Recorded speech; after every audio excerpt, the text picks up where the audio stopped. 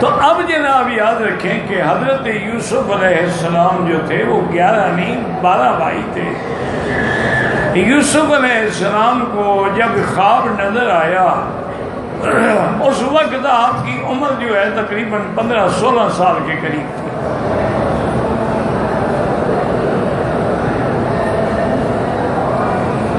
انہوں نے یہ خواب جو ہے حضرت یعقوب علیہ السلام اپنے والد کو بتلایا۔ انہوں نے فرمایا کہ بیٹا کسی کو اس بات کے بارے میں خبر نہ کرنا۔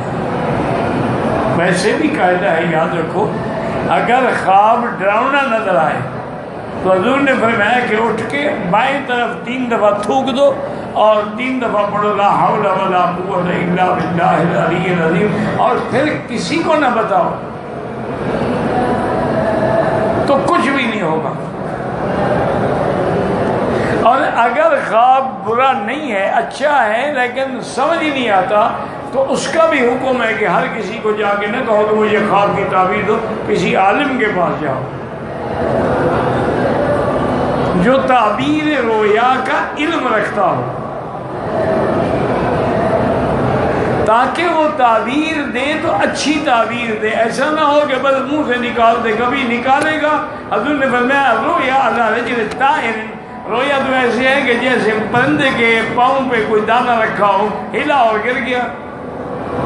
تو آپ نے فرمایا اذا عبرت وقعت، جیسے تعبیر دے گا ہو جائے گا۔ اس لیے عالم سے پیش کریں۔ اور یہ بھی یاد رکھیں کہ خواب جو ہیں اگر صالح آدمی دیکھیں اور جس کے کپڑے بھی پاک تھے، بستر بھی پاک تھا، رات کو باوضو سویا تھا اور رات کے آخری حصے میں خواب دیکھے تو وہ تقریباً سچا ہوتا۔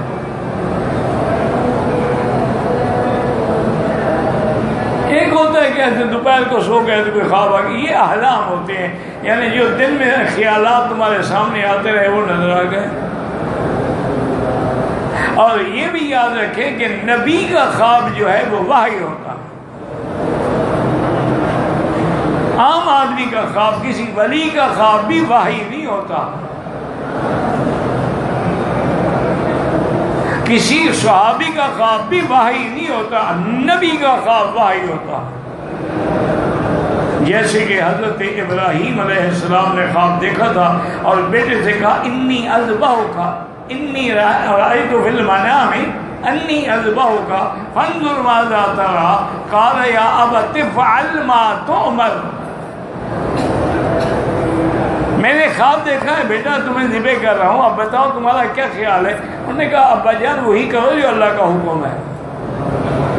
اسماعیل جانتے تھے کہ میرا باپ نبی ہے، نبی کا خواب تو وہی ہے، اللہ کا حکم ہے۔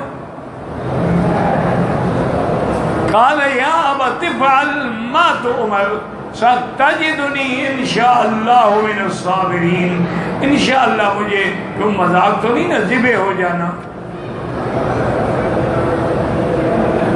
مجھے صبر کرنے والوں میں پائیں گے۔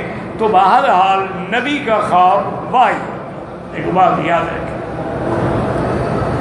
اور حضرت یعنی یوسف علیہ السلام کا جو حالات ہیں نا بڑی عجیب ہیں۔ پہلے بھائیوں نے کنویں میں ڈال دیا، وہاں سے قوم عمالقہ کا ایک وفد گزرا تو انہوں نے کنویں سے نکالا، وہ ان کو مصر لے آئے۔ مصر میں اس زمانے میں بھی باقاعدہ بازار لگتی تھی جس میں لڑکے لڑکیاں بکتے تھے، غلام بکتے تھے۔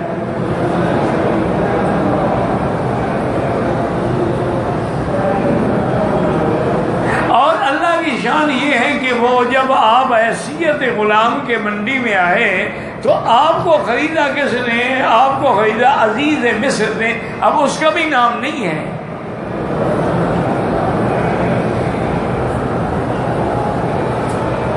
اور اس نے بڑی قیمت دے کے خریدا، چونکہ یوسف علیہ السلام کا جمال جو تھا۔ اچھا ایک روایت یہ بھی ہے نا کہ جتنا اللہ نے حسن و جمال پیدا کیا ہے آدھا ملا ہے دنیا کو اور آدھا ملا ہے یوسف علیہ السلام کو۔ لیکن یاد رکھیں اس جمال میں حضور شامل نہیں ہیں، باقی دنیا کی بات ہے۔ یہ یوسف علیہ السلام کے زمانے میں تھے، ورنہ حضور کے جمال کے سامنے یوسف علیہ السلام کے جمال کچھ بھی نہیں۔ وہ میں نہیں کہتا، بی بی عائشہ کہتے ہیں واللہ لو رأینا جمال محمد لقطعنا قلوبہن۔ بی بی عائشہ کہتے ہیں خدا کی قسم ہے، مصر کی عورتوں نے یوسف کا جمال دیکھا انگلیاں کاٹ بیٹھی، میرے محبوب کا جمال دیکھتی تو دلوں میں چھریاں پھیر دیتی۔ حضور کے جمال کا تو کوئی مقابلہ ہی نہیں نا۔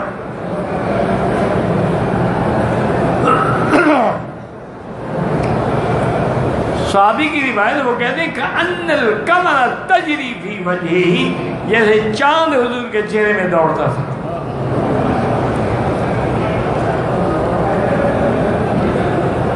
ایک صحابی کہتے ہیں حضور نے سرخ دھاریوں والا ایک چادر مبارک لپیٹی ہوئی تھی اور 14ویں کا چاند تھا، تو میرے دل میں ویسے خیال آ گیا، میں کبھی چاند کو دیکھتا کبھی حضور کے چہرے کو دیکھتا، لیکن کہتا ہے خدا کی قسم حضور کے چہرے کا جمال چاند مقابلہ ہی نہیں کر سکتا۔